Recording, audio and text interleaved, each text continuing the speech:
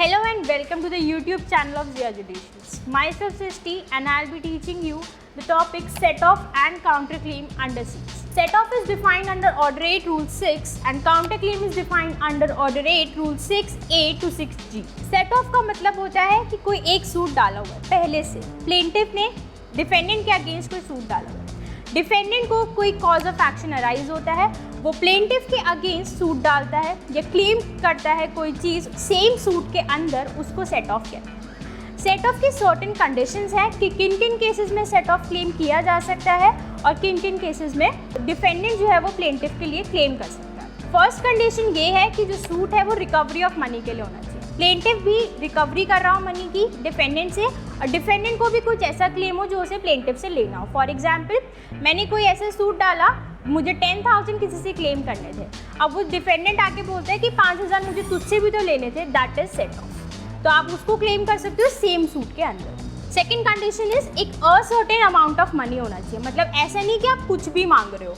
कुछ एक ascertain amount होना चाहिए कि मुझे इतने पैसे तुझसे क्लेम करने थे और तुझे मुझसे इतने लेने हैं पैसे। थर्ड कंडीशन ये है कि सेम ट्रांजैक्शन में दोनों कॉज ऑफ एक्शन अराइज हुए हों। फोर्थ कंडीशन ये है कि कोर्ट की पिक्यूनरी ज्यूरिसडिक्शन के अंदर होना चाहिए। अगर कोर्ट 10,000 तक की लिमिट है कोर्ट की, तो 10,000 तक में ही आपका भी क्लेम होना चाहिए क्लेम करने के लिए। सेट ऑफ भी उतने ही अमाउंट का होना चाहिए विद इन दी कोर्ट्स की पिक्यूनरी ज्यूरिसडिक्शन। फिफ्थ पॉइंट ये है कि दोनों प्लेंटिफ और डिफेंडेंट सेम कैरेक्टर होल्ड कर रहे हो, मतलब आज सूट में प्लेंटिफ और डिफेंडेंट जिस पोजीशन पर है, अगर डिफेंडेंट सेट ऑफ क्लेम कर रहा है तो उसी पोजीशन पे डिफेंडेंट और प्लेंटिफ भी हैं उसी सूट में, अगर वो अलग से डिफेंडेंट सूट डालता तो। और सेट ऑफ डलता कब है, कब आप डाल सकते हैं? At the first hearing of the suit with written statement आप सेट ऑफ को क्लेम कर सकते हैं। अब आते हैं काउंटर क्लेम पे। काउंटर क्लेम डिफाइन किया गया ऑर्डर 8 रूल 6A से लेकर 6G तक। काउंटर क्लेम को हम एग्जाम्पल के साथ समझते हैं, जैसे कि फॉर एग्जाम्पल मैंने एक पर्सन के अगेंस्ट सूट डाला है, एक क्लेम किया है, मैंने इंजंक्शन क्लेम कर रही हूँ कि वो मेरी प्रॉपर्टी में ट्रेसपास कर रहा है, मेरी प्रॉपर्टी में दखल अंदाजी कर रहा है। अब मैं सूट लेकर गई हूँ कोर्ट के पास, डिफेंडेंट क्या करता है, डिफेंडेंट कहता है ये प्रॉपर्टी तो मेरी है, इसको इस प्रॉपर्टी से बाहर निकालो, बल्कि मैं किस चीज़ के लिए सूट लेके गई हूँ, मैं उसको बाहर निकालने के लेके गई हूँ। This is known as counter claim. Set off और काउंटर क्लेम में डिफरेंस एक ये है कि जो सेट ऑफ होता है वो मनी रिलेटेड मैटर्स पे होता है, वेयर जो काउंटर क्लेम है वो मनी से रिलेटेड या किसी और क्लेम से रिलेटेड भी हो सकता है।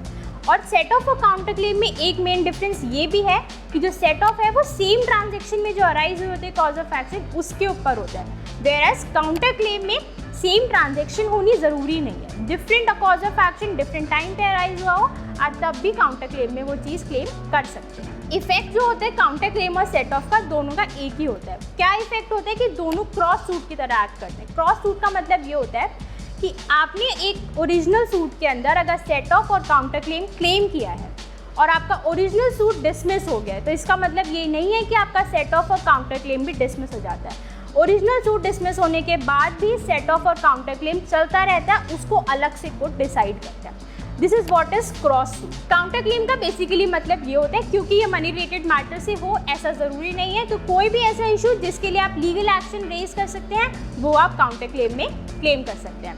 काउंटर क्लेम कब फाइल किया जा सकता है, या तो आप उसको रिटन स्टेटमेंट के साथ साथ फाइल कर दीजिए, या फिर अगर रिटन स्टेटमेंट पहले डल चुकी है, कॉज ऑफ एक्शन आपका बाद में अराइज हुआ है सूट डलने के बाद, तो आप रिटन स्टेटमेंट को अमेंड करके भी अपना काउंटर क्लेम कर सकते हैं।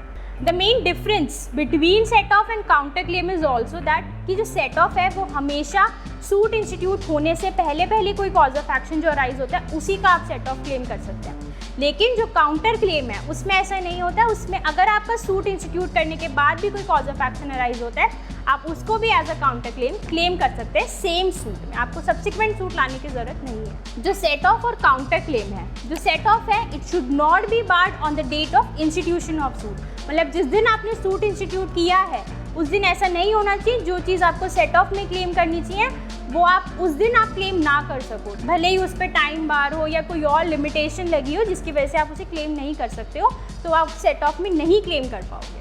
वेयरएज जो काउंटर क्लेम होता है it must not be barred on the date of written statement, मतलब जिस दिन आपने रिटन स्टेटमेंट डाली है अगर उस दिन आप वो कॉज ऑफ एक्शन अराइज जो हुआ था या हुआ है आप उसको रेज नहीं कर सकते, तो आप वो फॉर्मल सूट में या जो रिटन स्टेटमेंट डली हुई है उसमें आप क्लेम नहीं कर सकते। This is all about the difference between set off and counterclaim. Please like, share and subscribe. Thank you.